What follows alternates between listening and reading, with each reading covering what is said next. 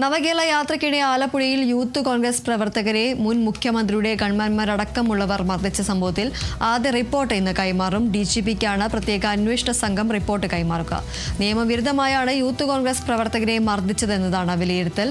വിവരങ്ങളുമായി ബിനോയ് ചേർന്നു. ബിനോയ്, ഇന്ന് SITയുടെ ആദ്യ റിപ്പോർട്ട് DGPക്ക് കൈമാറുകയാണ്. അതുപോലെ തന്നെ ADGPയുടെ ഓഫീസിലേക്ക് അടക്കം ഈ ഒരു അന്വേഷണം പോകുന്ന ഒരു സാഹചര്യമാണുള്ളത്. എന്തൊക്കെയാണ് മറ്റു വിവരങ്ങൾ?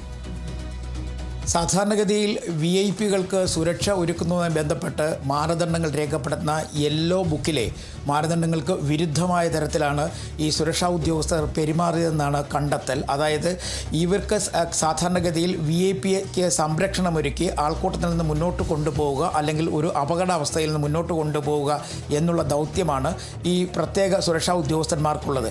അതിൽ നിന്ന് വിരുദ്ധമായി വാഹനത്തിൽ നിന്ന് പുറത്തിറങ്ങി പ്രത്യേകതരം വടി ഉപയോഗിച്ചുകൊണ്ട് ഇവരെ അല്ലെങ്കിൽ ഈ സമരക്കാരെ മർദ്ദിച്ചു എന്നുള്ളതാണ് ഇപ്പോൾ കണ്ടെത്തൽ. മാത്രവുമല്ല, റോഡ് തടയുന്ന തരത്തിലോ അല്ലെങ്കിൽ വാഹനവ്യൂഹം തടഞ്ഞു നിർത്തുകയോ അല്ലെങ്കിൽ VIP-ക്ക് ദോഷമുണ്ടാകുന്ന തരത്തിലോ ഒരു തരത്തിലുള്ള പ്രവർത്തനവും യൂത്ത് കോൺഗ്രസ് പ്രവർത്തകരായ ഈ രണ്ടുപേരുടെ ഭാഗത്തു നിന്നും ഉണ്ടാകാത്ത സാഹചര്യത്തിൽ വാഹനം നിർത്തിയതിന് ശേഷം, അതായത് VIP സഞ്ചരിച്ചുകൊണ്ടിരുന്ന വാഹനം നിർത്തിയതിന് ശേഷം വാഹനത്തിന് തൊട്ടു പിന്നാലെ വന്ന ഈ സുരക്ഷാ ഉദ്യോഗസ്ഥരുടെ വാഹനം നിർത്തിയതിന് ശേഷം ആ വാഹനത്തിൽ നിന്ന് പുറത്ത് ഇറങ്ങി ഇവരെ മർദ്ദിക്കുകയായിരുന്നുവെന്നും ഈ പ്രത്യേക അന്വേഷണ സംഘത്തിൻ്റെ റിപ്പോർട്ടിൽ പറയുന്നുണ്ട്. ഇത് രണ്ടും യെല്ലോ ബുക്കിലെ നിയമങ്ങൾക്ക് വിരുദ്ധമായുള്ള പെരുമാറ്റമാണെന്നാണ് കണ്ടെത്തൽ. അതുകൊണ്ട് തന്നെ ഇത് വലിയ തരത്തിലുള്ള കൃത്യവിലോപമായി കണക്കാക്കപ്പെടുന്നതായിട്ടാണ് ഒന്ന്. രണ്ടാമത്തേത്, ഇത്തരത്തിൽ ഈ അംഗരക്ഷകരായി പോകുന്ന ഉദ്യോഗസ്ഥർക്ക് ഒരു കാരണവശാലും പുറത്തു നിൽക്കുന്ന ആളുകളെ മർദ്ദിക്കാനുള്ള അധികാരമോ അവകാശമോ ഇല്ല. അത്തരത്തിൽ അവകാശവും അധികാരവും ഇല്ലാത്ത ആളുകൾ, സുരക്ഷാ ഉദ്യോഗസ്ഥർ ഇവരെ മർദ്ദിച്ചത് വലിയ തരത്തിലുള്ള പരാതിയായി ഉയർവരുന്ന സാഹചര്യവും മാത്രവുമല്ല, അവിടെ ഉണ്ടായിരുന്ന നിയമം അല്ലെങ്കിൽ നിയമം സൂക്ഷിക്കേണ്ട അല്ലെങ്കിൽ ലോ ആൻഡ് ഓർഡറുമായി ബന്ധപ്പെട്ട പോലീസ് ഉദ്യോഗസ്ഥർ സ്ഥലത്തുണ്ടായിട്ടും അവരെ തള്ളി മാറ്റിയതിന് ശേഷമാണ് ഈ യൂത്ത് കോൺഗ്രസ് പ്രവർത്തകരെ മർദ്ദിച്ചതെന്നും റിപ്പോർട്ടിൽ വ്യക്തമാക്കിയിട്ടുണ്ട്. ഇതെല്ലാം കണക്കിലെടുത്തുകൊണ്ടാണ് വധശ്രമം ഉൾപ്പെടെയുള്ള കേസുകൾ ചുമത്തുവാൻ ഇപ്പോൾ പ്രത്യേക അന്വേഷണ സംഘം തീരുമാനിച്ചിരിക്കുന്നത്. ഇതുമായി ബന്ധപ്പെട്ട റിപ്പോർട്ടായിരിക്കും ഇന്ന് കോടതിയിൽ സമർപ്പിക്കുക. ഇതിൽ മറ്റൊരു പ്രധാനപ്പെട്ട കാര്യം, ഈ സുരക്ഷാ ഉദ്യോഗസ്ഥരൊക്കെ തന്നെ കഴിഞ്ഞ ദിവസം വരെ മുഖ്യമന്ത്രിക്ക് സുരക്ഷ ഒരുക്കുന്നതുമായി ബന്ധപ്പെട്ട് ചില മാറ്റങ്ങൾ വരുത്തിയതിൻ്റെ ഭാഗമായി പ്രതിപക്ഷ നേതാവിനോടൊപ്പം ഇവരുണ്ടായിരുന്നു. പക്ഷേ പുതിയ ഇത് വന്നതിന് ശേഷം പ്രതിപക്ഷ നേതാവിൻ്റെ സുരക്ഷയുമായി ബന്ധപ്പെട്ടുള്ള പ്രത്യേക നിബന്ധനകൾ വന്നതിന് തൊട്ട് പിന്നാലെ ഈ ഉദ്യോഗസ്ഥരെ പിൻവലിച്ചിട്ടുണ്ട്. എന്നാൽ ഇവർക്കെതിരെ നടപടികളൊന്നും തന്നെ നിലവിൽ സ്വീകരിച്ചിട്ടില്ല. ഒരു പക്ഷേ ഈ റിപ്പോർട്ട് സമർപ്പിച്ചതിന് ശേഷം ഇവർക്കെതിരെ നടപടികളിലേക്ക് കടക്കാനുള്ള സാധ്യത തള്ളിക്കളയാനാകില്ല. പ്രത്യേകിച്ചും സസ്പെൻഷൻ ഉൾപ്പെടെയുള്ള നടപടികൾ ഉണ്ടാകുമെന്നുള്ളത് ഉറപ്പാണ്.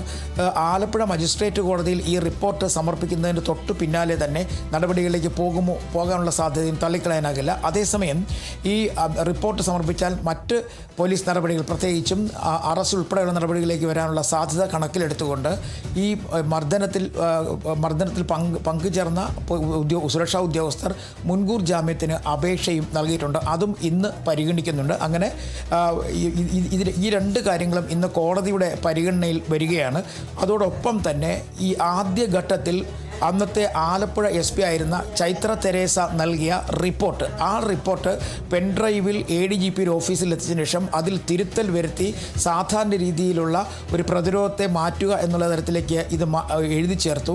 അതുവഴി ഒരു പോലീസ് അതിക്രമം ഇല്ലാതാക്കാൻ ശ്രമിച്ചു എന്നുള്ളതാണ് ADGPക്കെതിരെ ഉണ്ടായിരിക്കുന്ന അന്വേഷണ റിപ്പോർട്ട്. ആ റിപ്പോർട്ടും ഇന്ന് പരിഗണിക്കപ്പെടുന്നുണ്ട്. അത് DGPക്കായിരിക്കും നൽകുക. അങ്ങനെ ADGPക്കെതിരെയും ഒപ്പം തന്നെ സുരക്ഷാ ഉദ്യോഗസ്ഥർക്കെതിരെയുമുള്ള റിപ്പോർട്ടുകളാണ് ഇന്ന് പ്രത്യേക അന്വേഷണ സംഘം നൽകുക. ഒന്ന് കോടതിയിലും ആലപ്പുഴ മജിസ്ട്രേറ്റ് കോടതിയിലും, രണ്ടാമത്തേത് DGPക്കും നൽകും. നേരത്തെ തന്നെ MR അജിത് കുമാറിനെതിരെ വലിയ തരത്തിലുള്ള ആക്ഷേപങ്ങൾ ഉയർന്നിരുന്നു. കാരണം നവകേരള യാത്ര പുറപ്പെട്ട ദിവസം മുതൽ തന്നെ യൂത്ത് കോൺഗ്രസ്സുകാരുടെ പ്രതിഷേധം പല സ്ഥലങ്ങളിലും ഉണ്ടായിരുന്നു. പക്ഷേ ആ പ്രതിഷേധത്തിൽ പങ്കെടുക്കുന്നവരെയൊക്കെ തന്നെ അകാരണമായി പോലീസിൻ്റെ ഭാഗത്ത് നിന്നും വലിയ തരത്തിലുള്ള മർദ്ദനങ്ങൾ ഉണ്ടായിരുന്നു. അതിനെതിരെ പരാതികൾ ഉയർന്നിട്ടും രക്ഷാപ്രവർത്തനം എന്ന പേരിൽ പോലീസും ഒപ്പം തന്നെ അന്നത്തെ മുഖ്യമന്ത്രിയായിരുന്ന പിണറായി വിജയനും ഒഴിഞ്ഞു മാറിയിരുന്നു. പക്ഷേ ആലപ്പുഴയിലേക്ക് എത്തിയപ്പോഴേക്കും സ്ഥിതിഗതികൾ മാറുകയായിരുന്നു. സുരക്ഷാ ഉദ്യോഗസ്ഥർ തന്നെ വാഹനത്തിൽ നിന്നും പുറത്തേക്ക് ഇറങ്ങി വന്ന് ഈ രണ്ട് യൂത്ത് കോൺഗ്രസ്, അതായത് നിലവിലെ MLA AD തോമസിനെയും ജുവലിനെയും മർദ്ദിച്ചു.